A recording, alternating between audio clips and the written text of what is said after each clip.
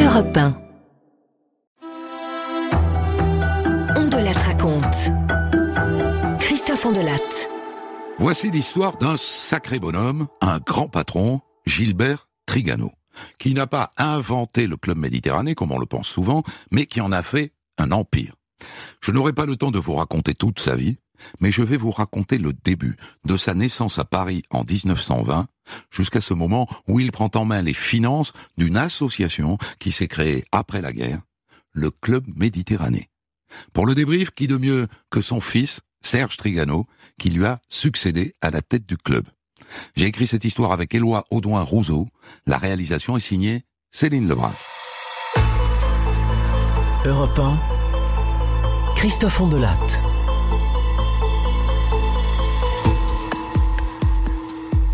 J'aime bien commencer mes histoires au début, savoir d'où viennent les gens. Les Trigano sont des juifs d'Algérie. Raymond le père est d'Alger même et Félicie la mère de Blida. Quand éclate la guerre de 14, ils ont déjà 3 enfants. Et le père vient faire le zouave en France. Pas le rigolo, hein, c'est pas son genre. Il vient faire la guerre. Et quand la guerre est finie, en 18 ma foi, il traîne à Paris. Il n'a pas vraiment envie de rentrer à Alger. Et Félicie finit par le rejoindre à Paris en 1919 avec les 3 moutards. Il s'installe dans un petit pavillon à Saint-Maurice, derrière le bois de Vincennes, pas très loin de Paris.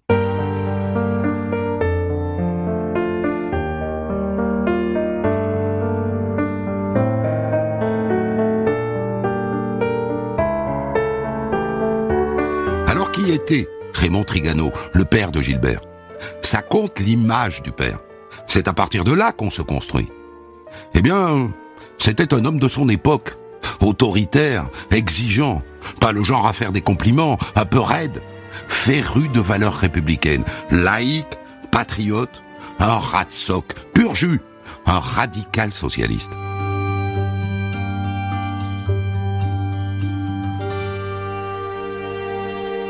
Quand il s'installe en métropole, le père est voyageur de commerce. Il vend du savon de Marseille, du café, puis des bâches, puis des tentes, tout ce qui se vend, en vérité. Il a la bosse du commerce. Et ça marche. Il crée une usine de torréfaction de café, ça cartonne. Et quand Gilbert vient au monde, les Trigano sont riches. Le père a une voiture avec chauffeur.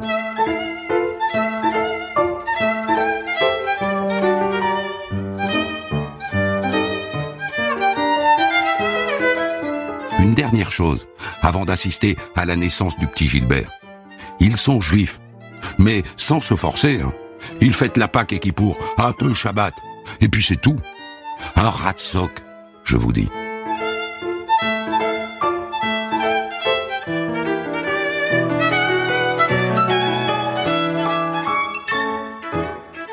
Gilbert, le 4e enfant de la famille Trigano, vient au monde le 28 juillet 1920.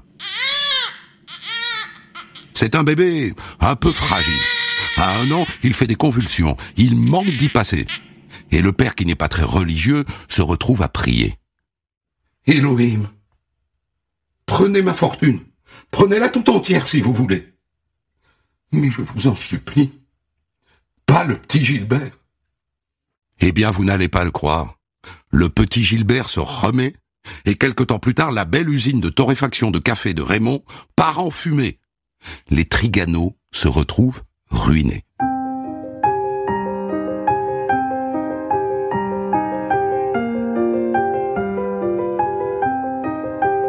Et là, on va voir à l'œuvre le trait de caractère du père. Un truc que sans doute il a transmis à son fils Gilbert. Un de perdu, 10 de retrouvé. Il est ruiné, il repart à 0. Leçon numéro 1, un Trigano ne capitule pas. Jamais, vous verrez. Et donc il se met à vendre du savon de Marseille et puis de l'épicerie. Sauf qu'à un moment, à la naissance du 5e, le père ne peut plus payer la maison de Saint-Maurice. Alors il déménage à Montreuil-sous-Bois, dans la banlieue rouge, un petit pavillon un peu tristouné, au milieu des ouvriers. Changement de décor. Plus de voitures avec chauffeur, plus de bonnes non plus. Pour vous dire à quel point il est fauché, un jour, le père va voir leur ancienne bonne.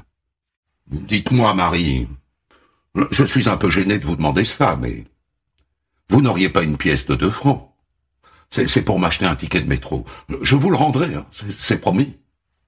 Ça vous donne une idée de la situation. Cela dit, les Trigano sont pauvres, mais ils ne sont pas tristes pour autant, hein.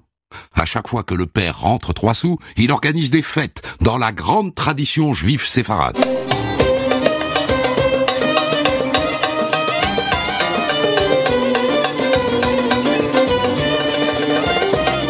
Et les cousins débarquent, et ça chante, et ça danse. Mais à part ça, c'est vrai, les 3 garçons dorment dans le même lit, tête bêche. Les petits récupèrent les vêtements des grands. Ils ont une ardoise chez le boulanger. Ils ne sont pas riches, mais ils ne sont pas malheureux.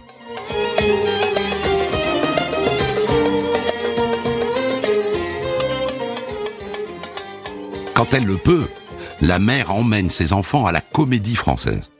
Et quand ils rentrent, ils vont tous au fond du jardin avec leurs copains qui s'appellent Jean-Marc Thibault ou Serge Reggiani, et ils rejouent les scènes de Cyrano de Bergerac ou des Fourberies de Scapin. Ah, fâcheuse nouvelle pour un cœur amoureux. Dures extrémités où je me vois réduit. Tu viens, Sylvestre, d'apprendre au port que mon père revient? Oui? Qu'il arrive ce matin même? Ce matin même.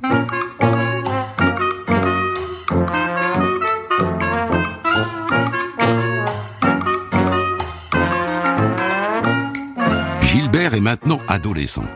Et il adore ça, se mettre en scène. Et il écrit aussi des scénettes qu'il va jouer avec ses copains dans les petites salles de Montreuil. Le père, autant vous dire qu'il ne croit qu'au commerce et éventuellement à l'industrie, n'est pas très emballé par cette vocation d'artiste.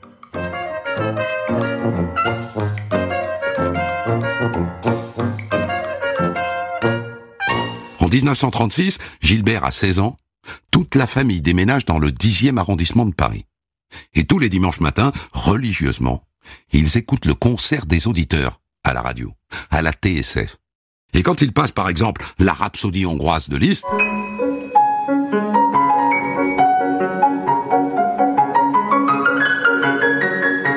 eh bien Gilbert fait le clown.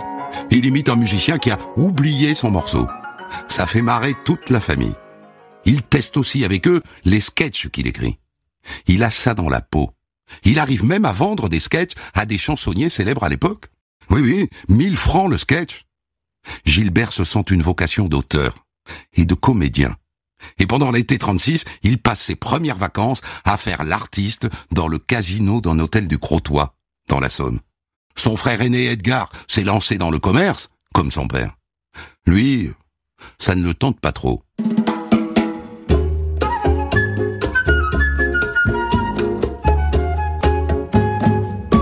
Un jour, son père veut le lancer coûte que coûte dans le commerce. « J'ai pris la gérance d'une épicerie, Gilbert. Tu vas t'en occuper, hein, je te dirai comment faire. Et si dans 6 mois tu as fait ton chiffre d'affaires, eh bien tu pourras retourner à ton théâtre. » Et il le fait. Il se lève tous les matins à 4h30 pour aller aux halles. Il en rapporte des fruits et des légumes. Il lève le rideau et toute la journée, il vend. Et il a une très bonne idée. Tous les autres sont fermés le lundi. Eh bien lui, il ouvre le lundi. Et il fait ce jour-là 4 fois le chiffre d'affaires habituel.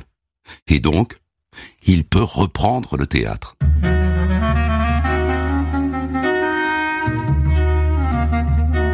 Et là arrive un passage assez douloureux de la vie de Gilbert Trigano.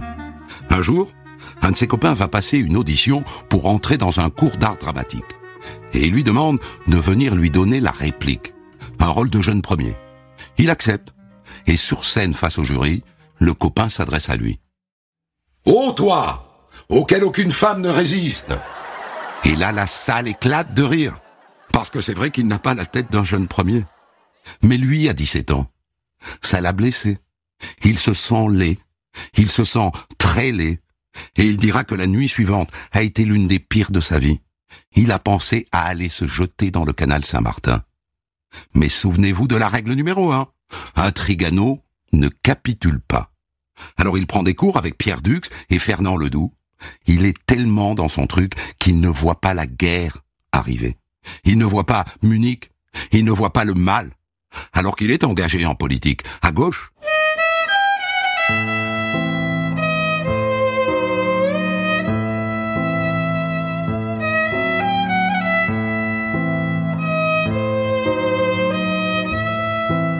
À l'automne 1939, 2 catastrophes s'abattent en même temps sur la tête de Gilbert. La guerre d'abord, mais surtout le concernant un gros pépin de santé. Il est à Marseille chez sa marraine, il tombe, il se blesse à la jambe et la blessure devient un abcès et l'abcès devient un phlegmon, une infection grave. Après la défaite de juin 40, la mère le ramène en urgence à Paris. Il est question de l'amputer. Sa mère refuse et elle trouve un médecin qui le soigne. Elle lui a sauvé la jambe.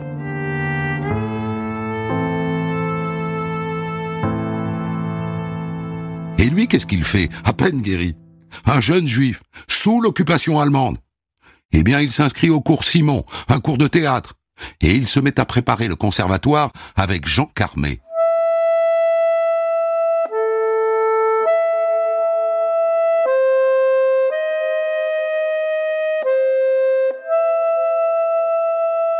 Bien sûr, les Trigano ont vu ces petits films qui ridiculisent les juifs au cinéma, et leur concierge qui est de plus en plus raciste à leur égard.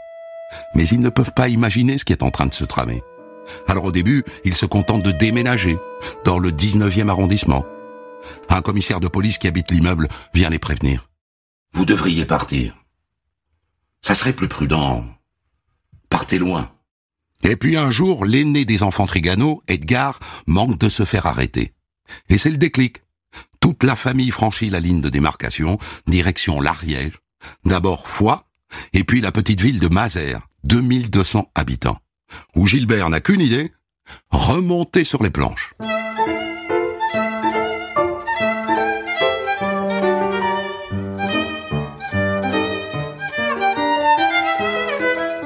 Mais ne vous trompez pas, hein, le père a mis sa famille en sécurité à Mazères. Mais au début, en tant qu'ancien poilu, il soutient le maréchal Pétain. Et Gilbert en tant que fils de son père aussi. En septembre 42, par exemple, dans la revue Pyrénées, il publie une grande lettre ouverte au maréchal. Maréchal, qu'un peuple entier vénère et que le monde admire, dans votre cœur immense, voudrez-vous vous pencher sur cette jeunesse inquiète qui prie et qui veut croire en elle, en vous, en la patrie et en Dieu.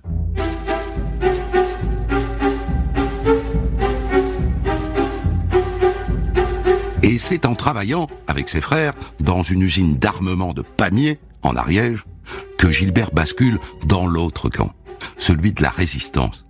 L'usine fabrique des roues de tanks et de camions. Gilbert y est chauffeur de four et avec son frère aîné, Edgar, il se lance dans le sabotage consciencieux de l'usine. Il verse des cochonneries, par exemple, dans le four à fonte pour ralentir la production. Et ils se font pincer. Et ils doivent fuir. Et c'est là que les 3 frères Trigano entrent en clandestinité. Gilbert se met à rédiger des tracts. Il se rapproche du Parti communiste. À cette époque, il échappe à plusieurs rafles. Et il connaît la faim, les crampes au ventre le soir, quand il se couche.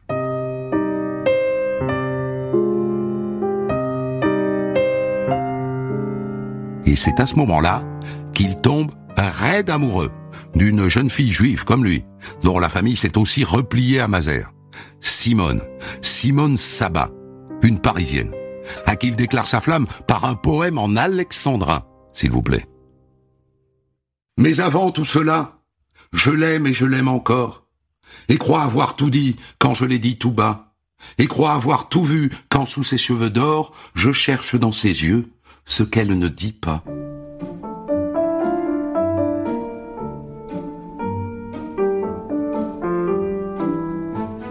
Mais à côté de ça, dans l'ombre, sans rien dire à ses parents, Gilbert devient un chef important de la résistance. Et quand la libération arrive, il participe au procès des collabos. Et il devient journaliste à l'Humanité, qui, juste après la guerre, le charge d'organiser une grande fête de la jeunesse, au Veldiv. Il est chargé de monter le plateau artistique.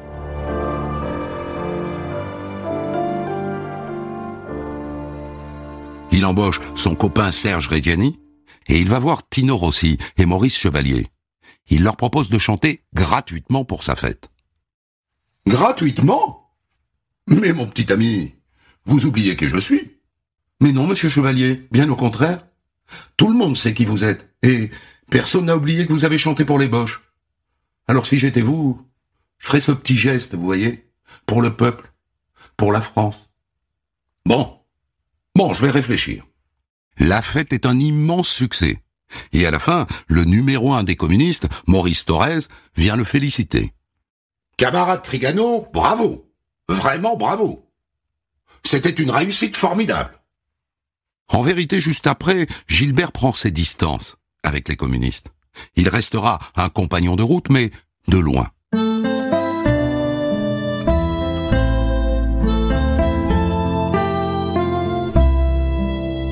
En juin 1945, Gilbert finit par épouser Simone. Le mariage a lieu à la mairie de Noisy-le-Grand et la cérémonie à la synagogue le lendemain. Et le couple s'installe dans un tout petit appartement dans le 19e arrondissement, 11 mètres carrés. Les WC sur le palier, une table, une chaise et un évier.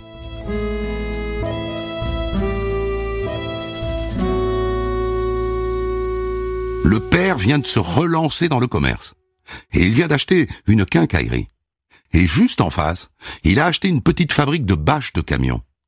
Gilbert s'occupe des bâches. Et un jour, une vieille Parisienne entre dans la boutique. « Bonjour, monsieur. Dites-moi, je cherche une tente. Vous en vendez pas ?»« Ah non, une tente pourquoi, madame ?»« Eh bien, pour voyager, tiens. Vous voyez, pendant la guerre, je me suis fait la promesse que si les Fritz partaient avant moi, eh bien, je m'offrirais des vacances, des vraies. Et donc, je cherche une tente. » Et ça, c'est le début de la grande histoire de Gilbert. Parce que dans la foulée, il réunit une sorte de conseil de famille. Bon, écoutez tout le monde, j'ai une idée. Et si on se lançait dans les tentes de camping? Le camping? Mais où es-tu allé chercher ça? Une vieille dame, figurez-vous, est venue me voir pour acheter une tente au magasin, à son âge. Et alors, t'imagines combien de tentes on peut vendre aux jeunes? C'est l'avenir, je te dis. Gilbert embauche 3-4 personnes et il se met donc à fabriquer des tentes de camping et à fournir des magasins. Et il invente ce slogan qui restera, le camping, c'est Trigano. Le camping, c'est Trigano. Le camping, c'est Trigano. La la la la la la. Si vous voulez une tente et de belles vacances, du matériel de camping, choisissez Trigano, c'est si pratique et tellement sympathique. Le camping, c'est Trigano. Le camping, c'est Trigano. Bien vu, Gilbert, bien vu. Car la France de l'après-guerre a soif de vacances, elle a soif de soleil, de bleu. Partout fleurissent les camps de vacances, les villages de toile. Et les Trigano redeviennent riches. Fini la chambre de bonne, Gilbert et Simone peuvent bâtir une famille. Serge est leur premier bébé, en 1946. 3 autres suivront. Et les bases du Club Med sont posées.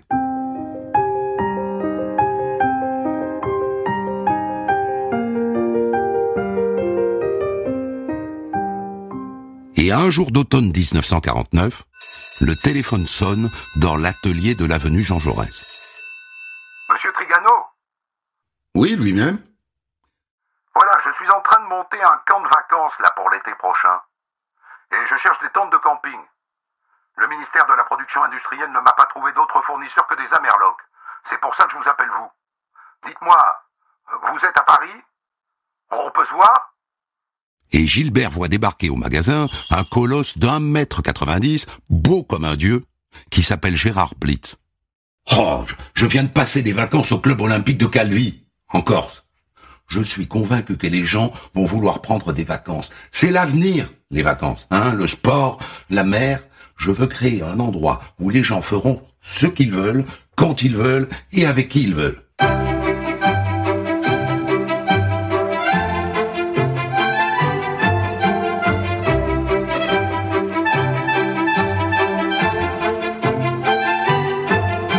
Gilbert est électrisé. Cette histoire colle parfaitement avec son goût pour la mise en scène. Mettre en scène le bonheur. Et il va le faire avec ce Gérard Blitz, ce grand Belge champion de water-polo qui a refusé en 1936 de participer aux Jeux Olympiques de Berlin parce qu'il était à moitié juif par son père. et qui aujourd'hui s'intéresse au Bouddha, au yoga, à Shiva, à Krishna et aux femmes aussi. Et c'est lui, Gérard Blitz, qui le 27 avril 1950 dépose à la préfecture de police de Paris les statuts d'une association de loi 1901 à but non lucratif, le Club Méditerranée. Et il commence par faire imprimer des affichettes. Pour 15 000 francs, vacances aux Baléares avec le Club Méditerranée, une formule de vacances neuve et sympathique, un village de toile confortable, un personnel nombreux, tous les sports méditerranéens, voyage rapide et confortable, distraction de qualité. «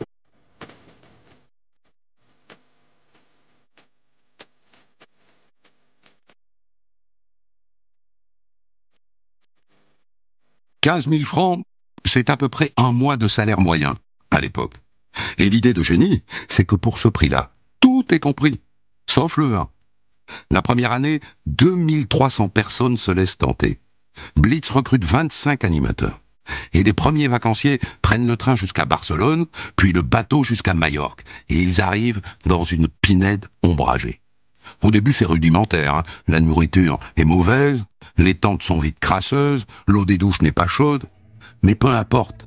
Ils ont 20 ans, ils ont 30 ans, ils viennent de sortir vivants de la guerre, ils rattrapent le temps perdu.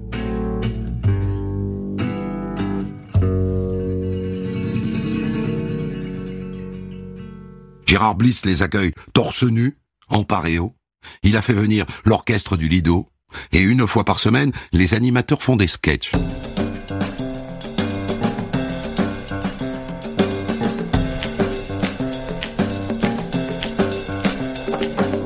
Mais Gilbert Trigano n'assiste pas à tout ça. Lui, il est resté à Paris pour fabriquer les tentes. Il ne viendra au club pour la première fois qu'en 1954. Et en attendant, c'est toujours Gérard Blitz qui est à la manœuvre. Et lui, la comptabilité, voyez-vous, c'est pas trop son truc.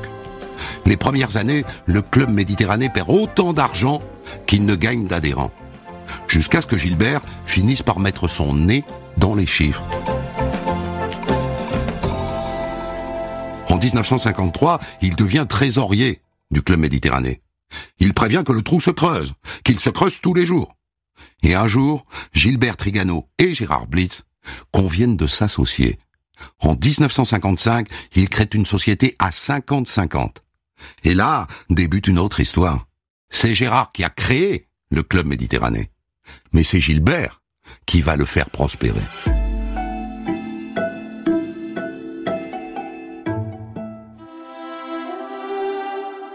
Et quelle chance pour moi de débriefer cette histoire avec le fils de Gilbert Trigano, Serge, son successeur à la tête du Club Med, aujourd'hui à la tête d'un groupe hôtelier qui s'appelle Mama Shelter et qui, à son tour, cartonne dans le monde. Qu'est-ce que vous pouvez nous raconter des relations entre ces deux hommes qui, si j'ai bien compris, Gérard Blitz et votre père Gilbert ne se ressemblaient pas du tout? Non, d'abord bravo, parce que le récit est parfaitement exact et assez émouvant. Merci. Et c'est bien d'entendre cette partie de l'histoire qu'on connaît moins. Alors effectivement, Gérard et Gilbert sont totalement différents. Physiquement, l'un est un espèce d'athlète magnifique avec des mains qui vous enveloppent et qui vous fascinent. Et l'autre est un homme plus petit, pas laid comme on l'a dit, mais moins beau que Gérard, pas sportif, plutôt intello, plutôt porté sur les chiffres, quand l'autre était porté sur les sports. Donc leurs premières années de relation sont assez étonnantes. Une espèce de jeu de chat et de souris entre l'un et l'autre. Gérard étant pas tellement tenté par le pouvoir, mais ça l'amusait de tenter cette aventure, et comprenant assez vite. Et en fait, c'est la femme de Gérard, à mon avis, c'est Claudine Blitz, la deuxième épouse de Gérard, d'origine tahitienne, qui a très vite compris que celui qui pouvait sauver le club et faire du club ce qu'il est devenu, c'était Gilbert. Et donc, comme elle avait sûrement une forte influence sur Gérard, elle lui a fait comprendre rapidement qu'il valait mieux qu'il s'intéresse à d'autres choses, et que Gilbert progressivement prenne le pouvoir. Et donc, ils ont eu pendant toute leur vie, enfin moi Vous l'avez connu, vous, Gérard? Moi j'ai connu Gérard, oui. Bien sûr, j'ai connu Gérard, j'ai assisté au dernier séminaire où Gérard est venu dire adieu à tous les géos du club. On savait que c'était pratiquement sa dernière... en 70, dans ces eaux-là. C'était la dernière fois qu'il parlait. On savait qu'il allait nous quitter quelques temps après. Et ce que je crois de formidable dans leur relation, d'abord, si le club existe, c'est grâce à Gérard. C'est donc Gérard qui l'a créé. Le concept, c'est lui. Voilà. Le concept était dans l'air. Hein. Il y avait plusieurs clubs de vacances à l'époque. Il y avait des villages magiques. Il y avait des villages magiques de Madame Philippaki, la mère de Daniel Philippaki. Voilà, il y avait plusieurs tentatives. Il y a même des Anglais de Butlin. Donc le concept de village de vacances était dans l'air dans les années 50. Gérard avait sûrement le beau nom parce que le club méditerranéen c'est un nom magique, et puis il a eu la chance de tomber sur Gilbert qui a pris les rênes et qui en a fait ce que c'est devenu. Mais ce qui est intéressant, c'est que Gilbert Trigano, que vous connaissez et pas moi, et que donc j'ai un peu de mal à saisir, est capable de s'associer avec ce fantaisiste. Oui, parce que d'abord Gilbert est malin, Gilbert a compris le potentiel qu'il y avait dans le club assez rapidement. Il a dû se battre un peu parce que les premiers, l'équipe du départ du club voulait continuer cette aventure un peu folle, sans aucune restriction monétaire, économique et autres. Bon, et Gilbert, son thème, c'était touchez pas au Grisby. On l'appelait d'ailleurs le Grisby, c'est son surnom. Voilà, exactement. Donc, faites attention à l'argent. C'est beau d'avoir les jolis vainés, les fêtes mais il fallait quand même qu'il y ait derrière un petit peu d'économique. Et je crois que ce qui a été formidable dans leur alliance, c'est que à la fois Gilbert a donné la dimension économique du club, tout en gardant l'âme du club. Parce que ça aurait pu devenir un truc un peu incolore, inodore et sans saveur. Et la qualité de Gilbert, un peu grâce à l'histoire que vous venez de raconter, il a mis du contenu dans cette aventure du club. Mais là où on peut pressentir qu'il a suffisamment de fantaisie pour aller sur ce terrain-là aussi, c'est son goût pour le théâtre.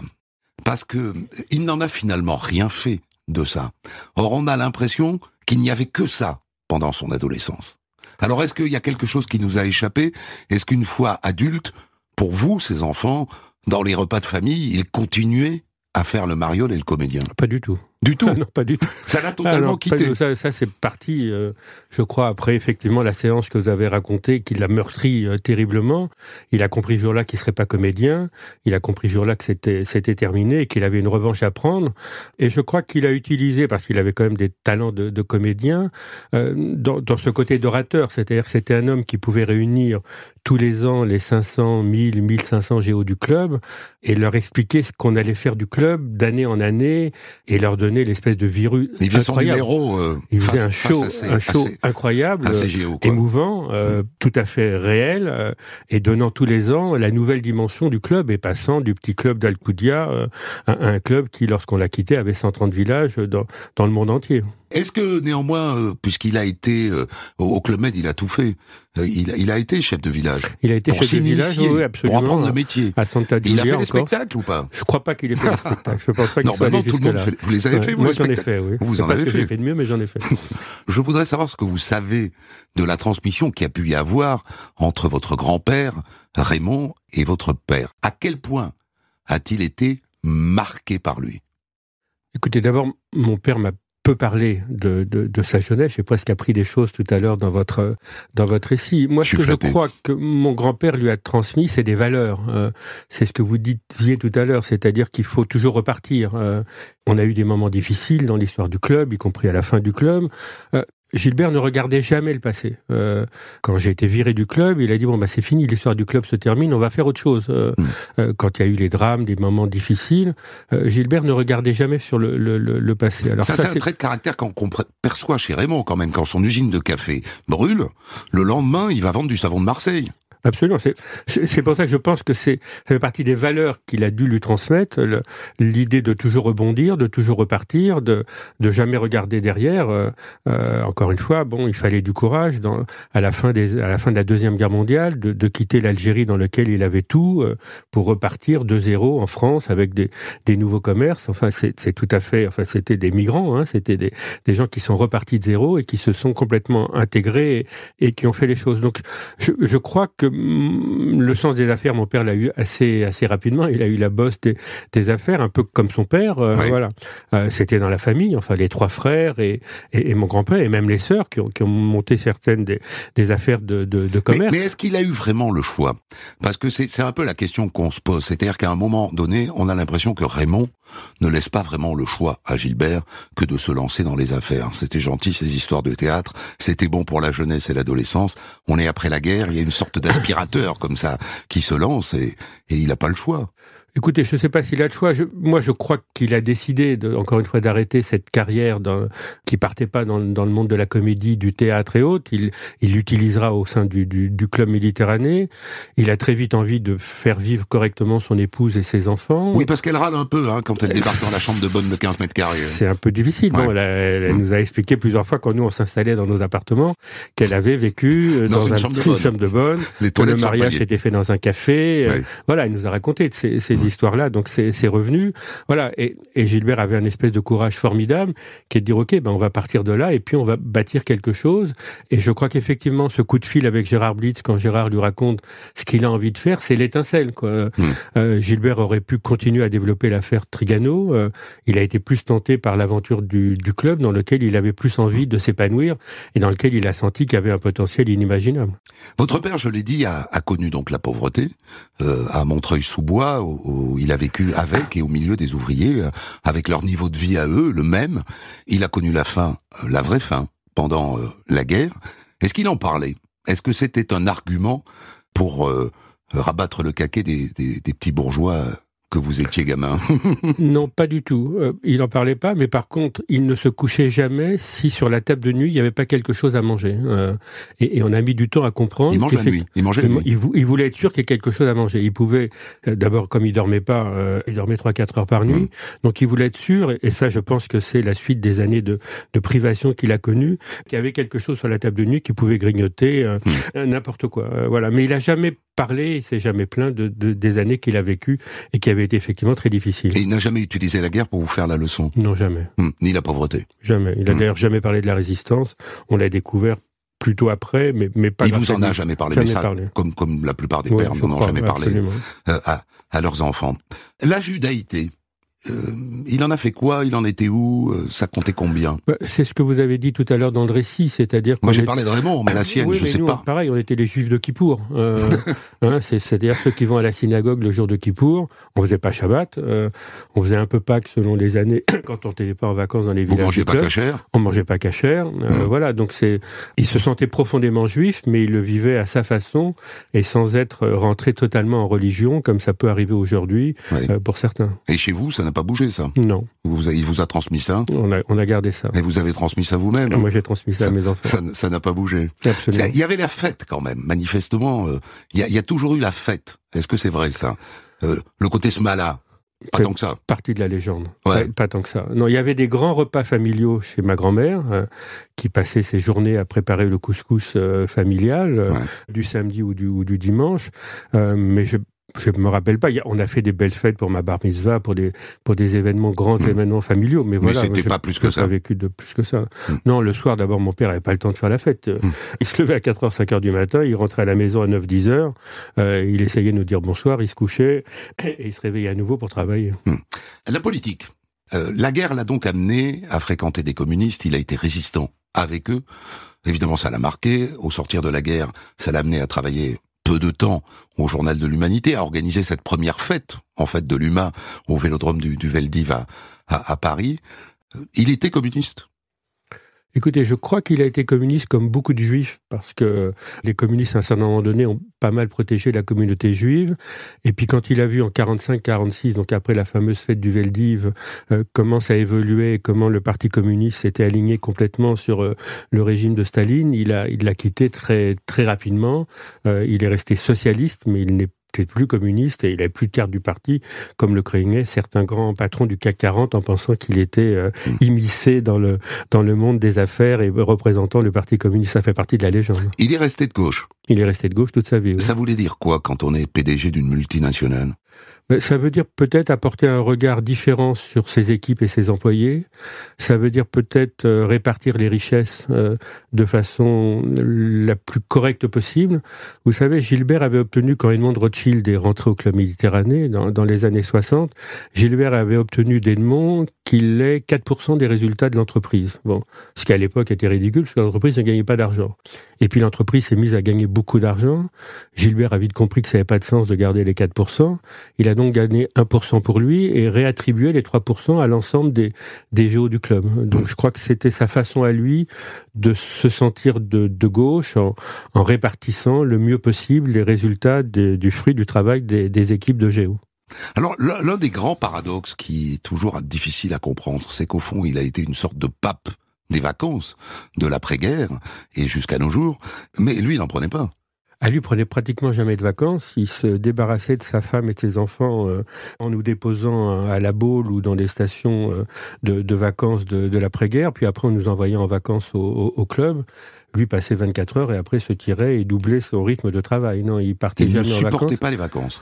Non, c'est pas qu'il supportait pas, mais c'est qu'il était tellement pris dans la frénésie du développement du club. Je veux dire, il en a fait un espèce d'empire présent un peu partout dans le monde. Donc, ça impliquait de se déplacer, de voyager, de séduire des chefs d'État, des investisseurs. Et donc, il prenait jamais de vacances. Et la plupart du temps, quand il prenait des vacances, c'était pour essayer de visiter un site et de regarder s'il n'y avait pas moyen d'implanter un village du club. À tel point qu'une année, il nous dit « je pars en vacances à Vittel ». Et on dit là, c'est formidable, parce qu'à Vittel, il peut rien se passer, quoi. Je veux dire, bon. Il avait pris le premier club en France. Et puis 8 jours après, il revient en disant « j'ai signé et on fait un club méditerranéen à Vittel ». Il avait compris, il avait anticipé les vacances vertes et ça avait été un énorme succès. La légende dit qu'il travaillait tout le temps. La légende est vraie. Gilbert travaillait tout le temps.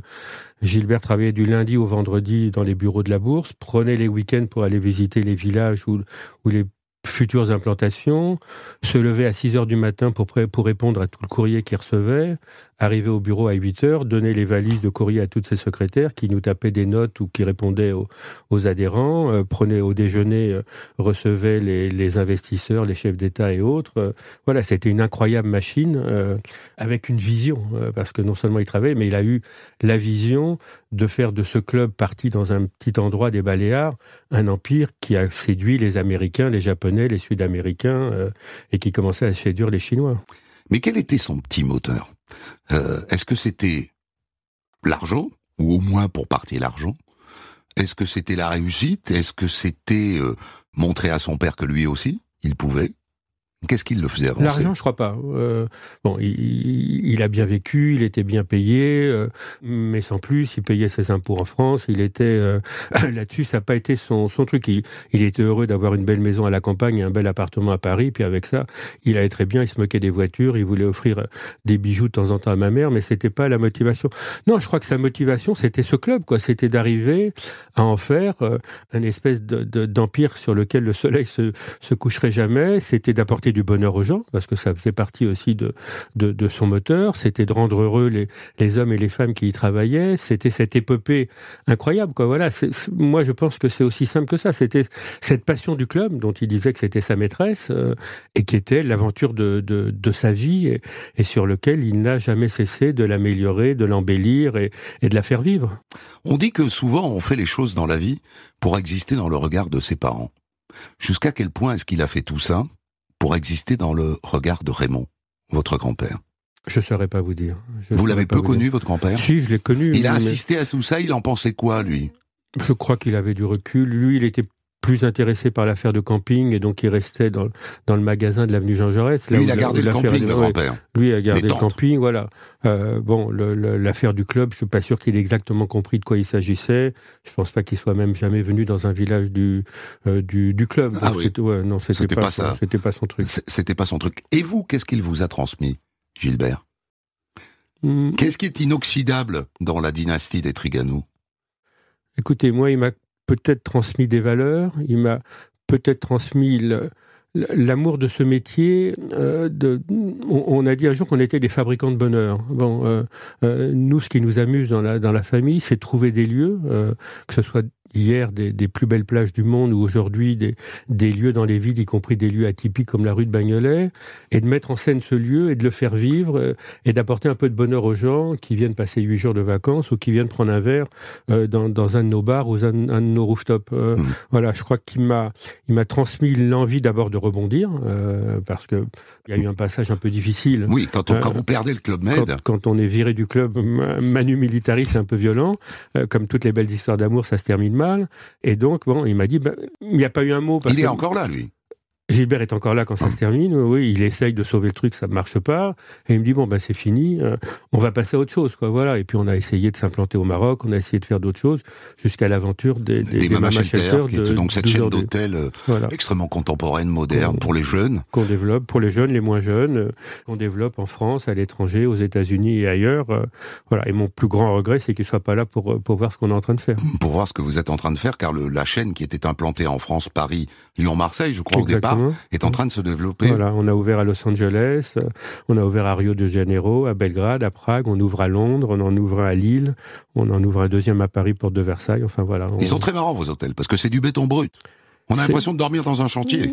Oui, mais on a mis l'argent là où on pensait que c'était important, dans la qualité de la literie. Et on retrouve d'ailleurs dans l'histoire du Mama un peu l'histoire, les valeurs, les racines du club. Ah oui, le petit-déj a un côté très Club Med. Moi, je suis allé une fois dans un de vos hôtels.